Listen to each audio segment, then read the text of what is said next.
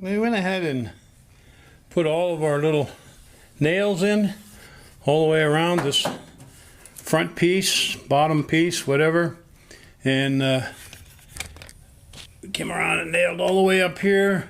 I didn't nail the last little section up here at the top because I still need to fit that a little bit around that dash support. So done that, and it's on there now, and we're getting ready to do the quarter panel. I'm just dragging my feet there, don't know why. It's ready. I've got to go ahead and put some holes in there in the door pillar, punch some little small holes to get that tacked in place, and some holes on the inner lip going up the inside and down the back side. And then the piece that I bend over, I think I'm going to have to wait for those holes. I still haven't decided yet. I'm not sure I can really put them. I'm not sure I'm going to know where I really need to put them. So we had a viewer throw a suggestion at us about using a block of wood. I think it was 2 by 1 by 8 inches to use to fold that edge over, along with a sheet of plywood. I've got a piece of plywood that I'm going to cut out with that arc, that radius on it, clamp it to that. So then we'll clamp that piece of plywood and bend the edge over.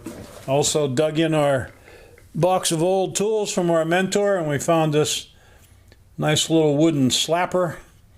It's a nice hunk of wood, nicely shaped. It's got a little piece of leather here tattooed on it, and that works pretty nice for knocking down sheet metal. So we'll use that, and we'll get her done. Now we got another place to rest our tools. In the midst of dilly-dallying on the quarter panel, we got a little more work done on the running boards and just cheated a little bit, but put a little bit of epoxy there on the end to give ourselves a nice finished edge, and I think those will work out pretty good. Well, it's too late to turn back now. We drilled some holes in our edge here and put some brads in to hold that in. And really, we just started to fold this edge over a little bit just to see how I was going to go. I'm not going to go much farther. I've got to cut out my plywood backer.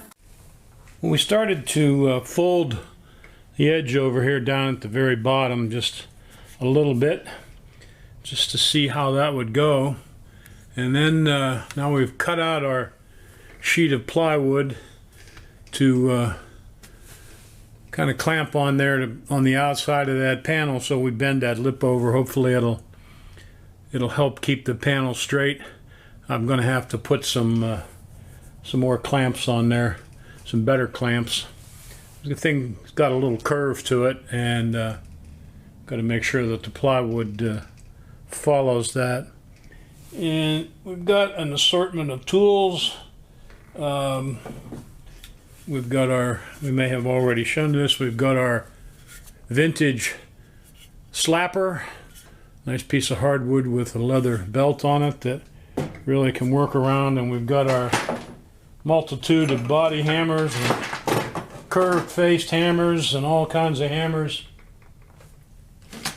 And another tool from our mentor, handmade sort of slapper there. So we'll try to use whatever. This actually is a hunk of steel there. It's got to put a plastic handle on it. Got some heft to it. We'll start beating that edge around. We don't have a lot to work with there. About a 1/2 inch return around there, and we're gonna have to see. We're just gonna have to start hitting on it and see what happens.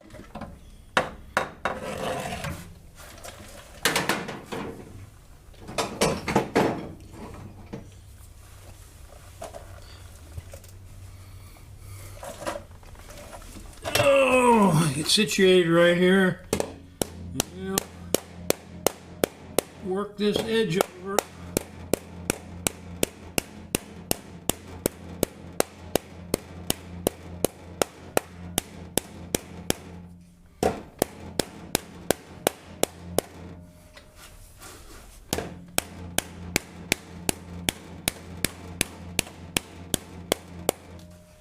And no do-overs here. This is, you get what you get.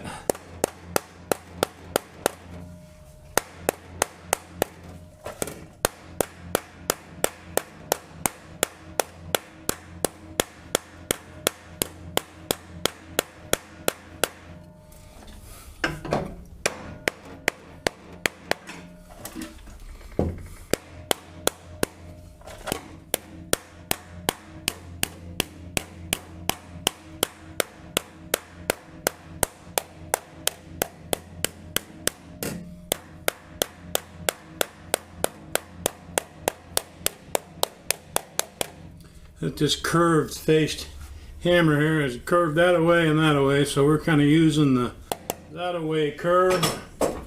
Get our homemade slapper here.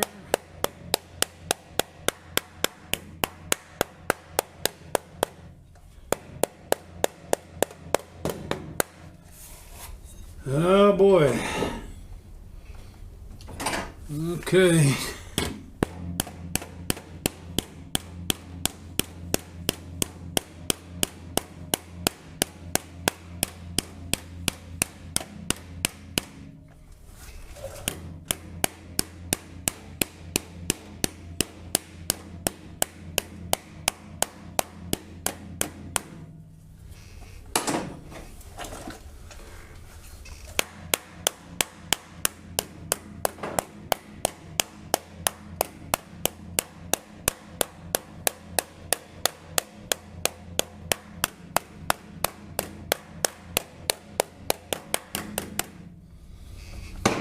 Well, it's interesting.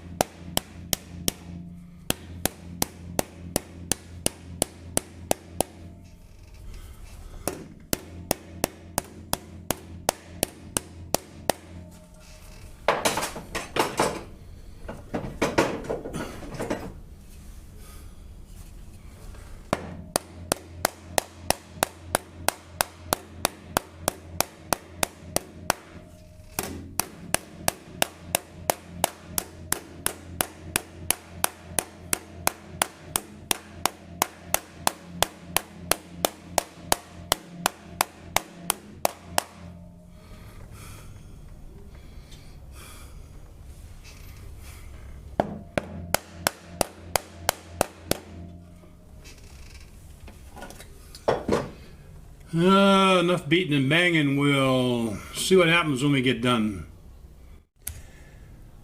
Well, took our plywood off, and we've gone around the biggest part of the arc there. We're into tricky territory there in the back because we've got to sweep around and then go down, and I don't have the back side nailed in yet, so I think I'm going to go ahead and tack that back side in, and I don't know what I'm going to do next. So I'm going to start at the bottom there and work my way up, or keep working around that corner there. My suspicion is I'm going to have to make some cuts. I've done pretty well up through here. At least I think so anyway. But what I mean to say is that I didn't have to make any cuts to get round through there, and you know, that's good, because that's I'd rather not have to do that. There's not a lot of material there overlapped, but I think there's enough that we can drill some holes in and get some little nails in there. But our fender is on there, whether we like it or not.